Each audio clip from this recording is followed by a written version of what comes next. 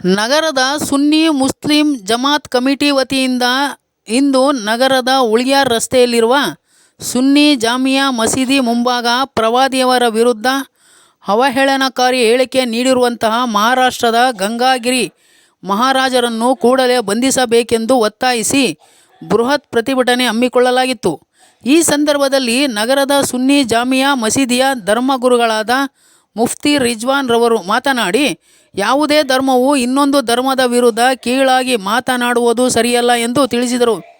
ಕೆಲವು ಕಿಡಿಗೇಡಿಗಳು ನಮ್ಮ ಇಸ್ಲಾಂ ಧರ್ಮದ ವಿರುದ್ಧ ಹಾಗೂ ನಮ್ಮ ಪ್ರವಾದಿಯವರ ವಿರುದ್ಧ ಅವಹೇಳನಕಾರಿ ಮಾತನಾಡುವುದೇ ಒಂದು ರೀತಿಯ ಹವ್ಯಾಸವಾಗಿ ಮಾಡಿಕೊಂಡಿರುತ್ತಾರೆ.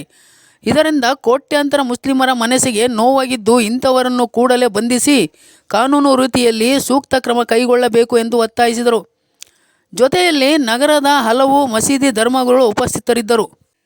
ಪ್ರತಿಭಟನೆಯ ಸ್ಥಳಕ್ಕೆ ಆಗಮಿಸಿದ ಗ್ರೇಡ್ 2 ತಹಶೀಲ್ದಾರ್ ಪಾಲಾಕ್ಷ ಹಾಗೂ ಡಿವೈಎಸ್ಪಿ ರವರಿಗೆ ಮನವಿ ಪತ್ರ ಕೊಡಲಾಯಿತು. ಪ್ರತಿಭಟನೆಯಲ್ಲಿ ಸುನ್ನಿ ಮುಸ್ಲಿಂ ಜಮಾತ್ ಕಮಿಟಿ ಅಧ್ಯಕ್ಷರು, ಉಪಾಧ್ಯಕ್ಷರು, ಕಾರ್ಯದರ್ಶಿಗಳು ಹಾಗೂ ಸರ್ವ ಸದಸ್ಯರು, ನಗರದ ಹಲವು ಸಂಸ್ಥೆಗಳ ಪದಾಧಿಕಾರಿಗಳು ಹಾಗೂ ಯುವಕರು, ಸಾರ್ವಜನಿಕ ಬಂಧುಗಳು ಸಾವಿರಾರು ಸಂಖ್ಯೆಯಲ್ಲಿ ಉಪಸ್ಥಿತರಿದ್ದರು. News bureau, Parvez Ahmad Arsikere. उसने कहा, this is because only he is the extremely successful in the world.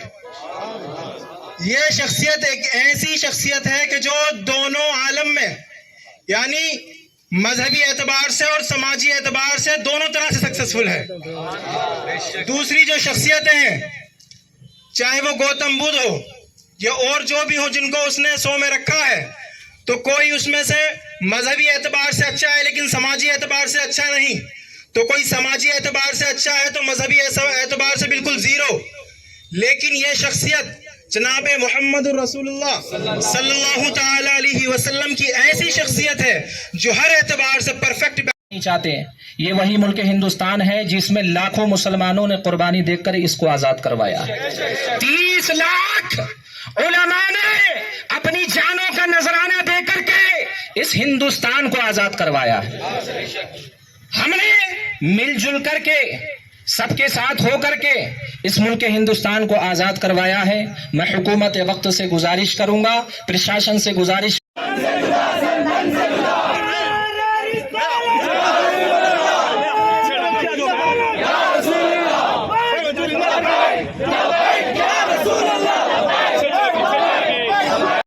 के मुताबिक, हुकूमत इस्लामी के मुताबिक और कानून इस्लाम के मुताबिक हमारा मजहब ये कहता है कि हम किसी मजहब को बुरा ना कहें और किसी के भी मजहबी रहनुमा को बुरा ना कहें।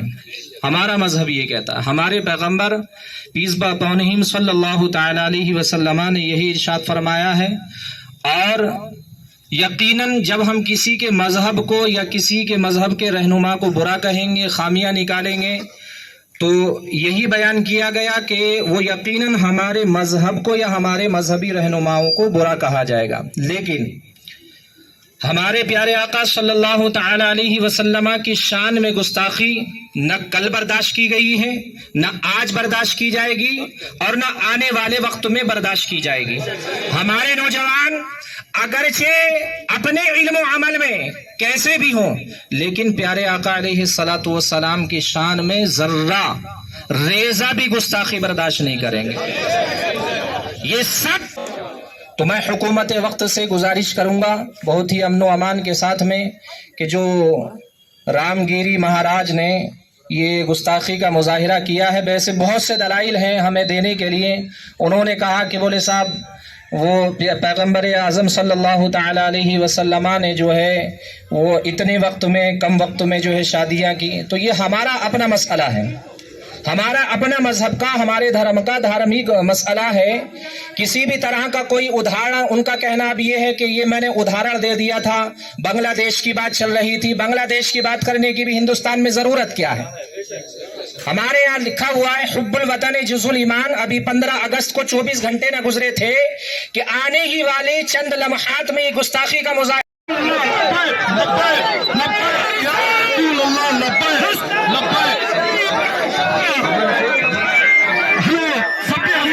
द 100 उसके अंदर उसने 100 ऐसी शख्सियतों को निकाला, यानी हजरत आदम से लेकर के अब तक जो भी 100 ऐसी हस्तियां हैं जो अपने ज़माने में मुअज़्ज़ज़ बावक़ार गुजरी हैं, उन सबको उसने छांटा और देखा कि कौन सबसे ज़्यादा बावक़ार है, बाइज़्ज़त है।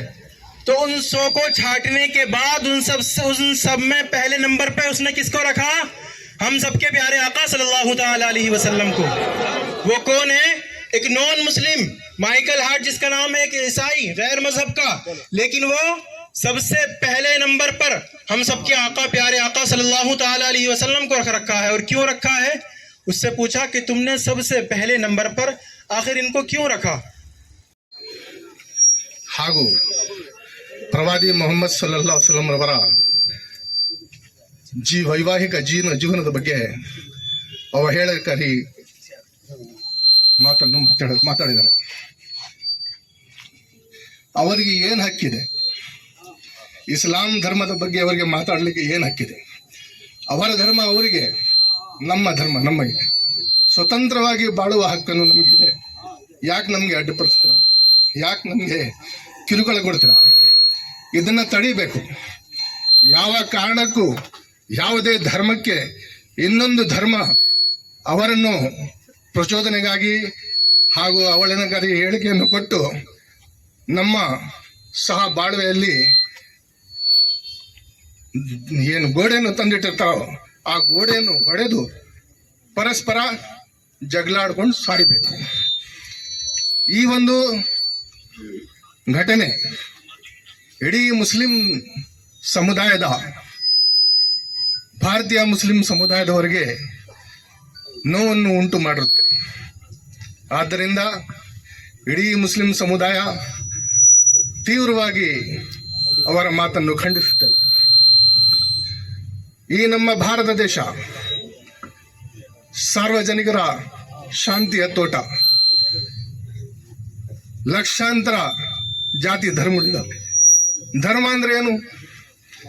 ಪ್ರೀತಿ, ಪರಸ್ಪರ ಬಾಳಿಗೆ ನಾವೆಲ್ಲರೂ ಒಂದುಗೂಡಿ ಈ ದೇಶವನ್ನು ಕಟ್ಟಿ ಒಂದು ಒಳ್ಳೆಯ ಹೆಸರನ್ನು ನಮ್ಮ ದೇಶಕ್ಕೆ ತಂದುಕೊಡ್ಬೇಕು. ಈ ಮಹಾಸ್ವಾಮಿಗಳು ಯಾಕೆ ಈ ಥರ ಮಾಡ್ತಾರೆ? ಮುಸಲ್ಮಾನರು ಅಷ್ಟೊಂದು ನೀಚರಾಗಿದ್ದವ? ಮುಸಲ್ಮಾನರಿಗೆ ಸಂವಿಧಾನದಲ್ಲಿ ಸಮಾನವಾದ ಹಕ್ಕಿದೆ. ಇದು ಮೊಟ್ಟ ಮೊದಲ ಬಾರಿಗೆ ಅರ್ಥ ಮಾಡ್ಕೋಬೇಕು. ಈ ಒಂದು ಧರ್ಮದಲ್ಲಿ ಎಲ್ಲರಿಗೂ ಗೊತ್ತೇ ಇದೆ ಯಾವ ಕಾರಣಕ್ಕೆ ಈ ಪ್ರತಿಭಟನೆ ನಡೀತಾ ಇದೆ. ಇಷ್ಟೆಲ್ಲ ಹೇಳಿ ಈ ಅವರ ಮಾತಿಗೆ ಖಂಡಿಸುತ್ತಾ ಅವರಿಗೆ ಹಾಗೆ ಮಾಡಬೇಕು. ಅವನಿಗೆ ಯಾವ ಕಾರಣಕ್ಕೂ ಸ್ಪೀಚ್ ಕೊಡಬಾರ್ದು. ಆ ಥರ ಅದು ಖಂಡಿಸಬೇಕು.